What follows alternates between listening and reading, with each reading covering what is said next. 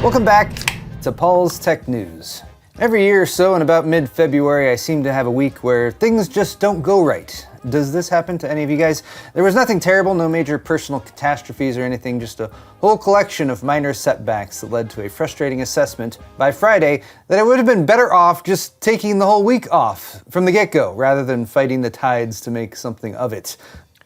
On the plus side though, it was a good week for that to happen when it comes to PC hardware related news. Things weren't slow, but the pandemonium 2026 has brought to us so far was slightly more muted than has been usual. The RAM and hardware shortage continues, of course, but we also have the most info yet on Intel's next-gen Nova Lake CPUs. MSI launched the fastest gaming GPU yet and fulfilled the 5090 for $5,090 prophecy, as was foretold, and Discord decided to fuck around with age verification requirements and found out that they perhaps do not have quite the stranglehold on voice over IP communications that they expected. Also, Kyle went to Disneyland and didn't invite me. But I will have my revenge on this week's Tech News. Cheers, by the way. Excellent! Today's video is brought to you by Thermaltake's View 600 TG full tower chassis, featuring 4 tempered glass panels that provide an unobstructed view of your PC and support for massive 420mm radiators for AIO or custom cooling. Available in 5 distinct and unique colorways, including Future Dusk, the View 600 TG also supports hidden connector and eATX motherboards and includes an anti-sag GPU bracket and rotatable PCIe slots, as well as easily removable ventilation panels and plenty of room for cable management and added storage. There's an optional 6-inch LCD add-on too. For more on the View 600 TG from Thermaltake, click the sponsor link in the video description.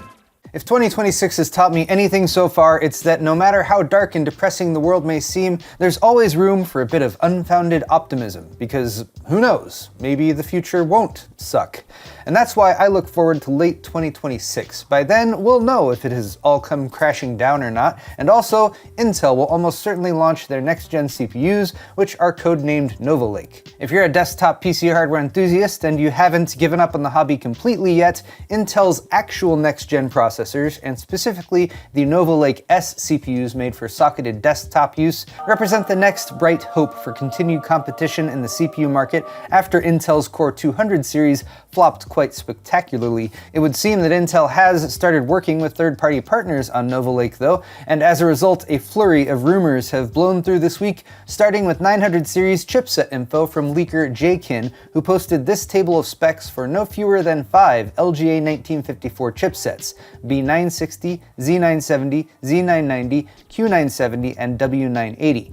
Z990 is the top dog with full overclocking support and access to what seems to be the platform maximum 48 PCI Express lanes, including 12 PCIe 5.0 lanes from the chipset and 16 PCIe 5.0 lanes from the CPU. W980 is the workstation variant that maintains connectivity but loses CPU overclocking, but can still juice the memory. Q970 is a more entry-level workstation variant. Z970 is sort of new in that it seems to be a mid-tier enthusiast option with overclocking support, but not including base clock OCing and dropping to 34 PCI Express lanes as well as no PCIe 5.0. The same applies to B960, but on that chipset you can only overclock your memory and not the CPU. There's also been rumors that Intel plans to make this new socket last longer, like longer than a couple generations, and while it would be nice, that's still very much a rumor.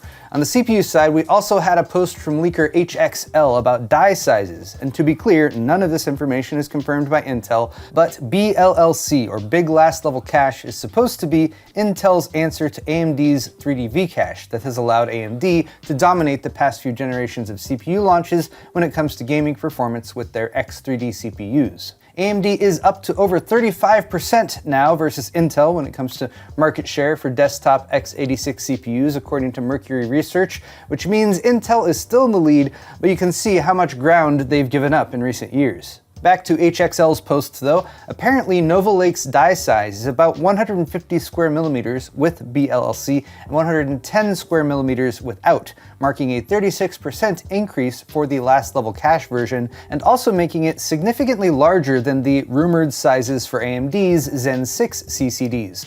although those are 12-core and Nova Lake is 8 plus 16.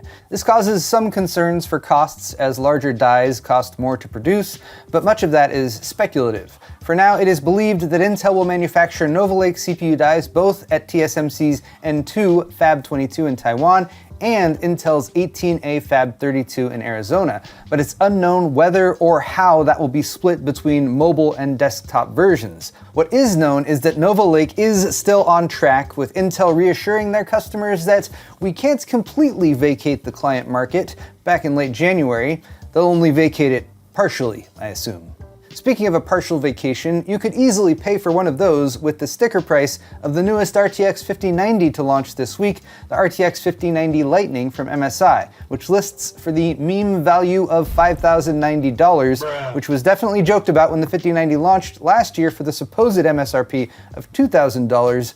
But much has changed since then, and since the only PC gamers who are left in 2026 have trust funds and gold-plated pacifiers, it's hard to blame MSI for catering to that market with the premium pricing. Even those who do have over $5,000 to spend on a graphics card can't just add one to cart, as MSI only produced 1,300 of them, and so there's an open draw button on the store page that will allow you to enter to win the chance of buying one. At the very least though, the 5090 Lightning does appear to be the best 5090 design on the market when it comes to performance and acoustics, and MSI did it without adding a bunch of flashy gold plating or making it look way too much like a penis.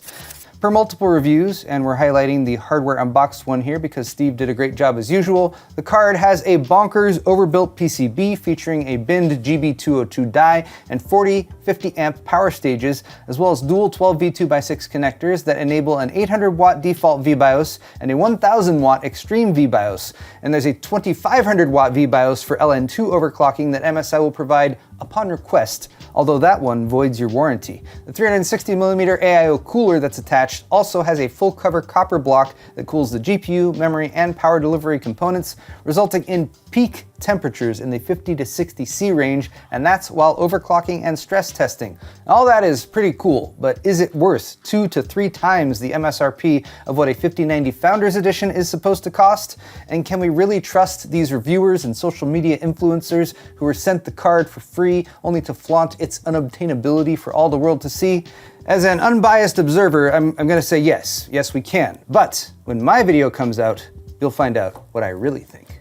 Speaking of things that might cause a dangerous fan backlash, Discord, finally living up to its name, caused much of that on Monday, as well as enmity, when they announced a phased global rollout of age and identity checks that will begin in early March. According to the plan, all users will be defaulted to teen-appropriate status unless their account can be verified as an adult based on account information such as account tenure, device and activity data, and aggregated high-level patterns across Discord communities. And for everyone else, a selfie face scan or image of a government-issued ID will be required if you want to access age-restricted servers and channels. This obviously rubs personal privacy advocates the wrong way, but it felt particularly irksome to Discord users in light of a very recent data breach in October 2025, in which hackers stole 70,000 government IDs from a third party that Discord was working with for age verification purposes. The name of that company, Discord apparently thought was worth protecting, as it was never disclosed, although the 70,000 users who were affected did get a corporate apology. Discord claims that the new age verification company they're working with now, though, KID, is totally safe and would never let that happen, but in 2026, people seem to have lost a lot of trust in both governments and big businesses who say one thing and do another, so searches for Discord alternatives spiked 10,000% on Google as of Tuesday. Seeing TeamSpeak gaining traction was quite a throwback experience this week, but I'm not sure I'm ready to trust an online voice over IP client again after this experience. Perhaps the true answer is the revival of the LAN party, and instead of jumping on Discord, we can just go back to yelling across the room. Speaking of happy gatherings, there's also a party in my pants, and it's barely being contained by these tech briefs. The RAM shortage rages on, and much like when hard drive storage capacities started to reach unfathomable levels, we've now entered the random comparison stage. A 64GB RAM kit, enough to store 10,000 MP3s, now costs as much as a MacBook Air. Really puts things into context. Another thing that doesn't help the RAM shortage though is calling it ZAM instead of RAM, which is what Intel is doing with a new kind of memory developed with partner MSI. ZAM stands for Z-angle memory, and before you get excited or ask if this implies the existence of X-angle or Y-angle memory, note that this is an HBM alternative. You know, the kind of memory that AI data centers love and that all the big memory manufacturers are focusing on making instead of DRAM. So not much use unless you're an investor or an AI enthusiast. So with all due respect, Intel, fuck your ZAMs, and if it does exist, fuck your ZAMs with an X and your YAMs too. Speaking of reasons to be mad at AI, during the Superb Owl last week, Amazon's Ring business ran an ad that rubbed a lot of people the wrong way, attempting to conflate lost puppies with a need for mass surveillance, which refreshingly, a lot of people seemed to see right through. It was already established last year that Ring works with AI-powered surveillance camera company Flock, and Flock has allowed government agencies to access their data, including the Secret Service, the Navy, and ICE. So rather than getting a bunch of football watchers to associate Ring with saving puppies, they instead gave everyone a big heads up to the fact that Ring users are basically enabling a mass surveillance network, and even their PR mitigation attempts after the backlash, including supposedly canceling that Flock partnership, haven't stopped many former Ring users from telling them to go flock themselves. Hey, that also reminds me of NVIDIA. Remember when they also used a bunch of cute puppies in an attempt to distract us from their unscrupulous partnerships with companies like Palantir? NVIDIA, Palantir, and AI-powered mass surveillance. Birds of a feather flock together, I suppose. Just leave the dogs out of it. They don't deserve this. Rounding things out, the continued erosion of the PC hardware market has left one of the world's most precious resources, tech media, in grave danger. And this week saw perhaps the most stark example of its impact. With interest in computer builds and reviews contracting due to exorbitant prices and widespread shortages, tech tubers are begrudgingly turning to alternative content. And the starkest example came to light Friday as Kyle, aka Bitwit, spent the entire day live streaming a trip to Disneyland. He didn't even build a PC on the Teacups ride or compare RAM prices to overpriced in-park Mickey Mouse merch either. He just went there and spent the whole day having fun, riding rides, enjoying himself, almost as if he was smugly rubbing in the fact that he went without me, and I've never even been on Star Wars Rise of the Resistance before. Truly a dark day for all tech media, but on second thought he had to pay an extra $400 for the Lightning Pass, so it did come with trade-offs. But next time though, I'm going to Kyle. But there you have it guys, tech news for the week, and if you liked it, click that like button or leave me a comment down below. While you're down there, all of the articles I talked about today are linked in the video's description if you're interested, and you can check out my store at paulshardware.net for high quality merchandise, t-shirts, hoodies, beer sets, and more. Subscribing to my channel is always a good call too. Thanks again everyone, and we'll see you next week.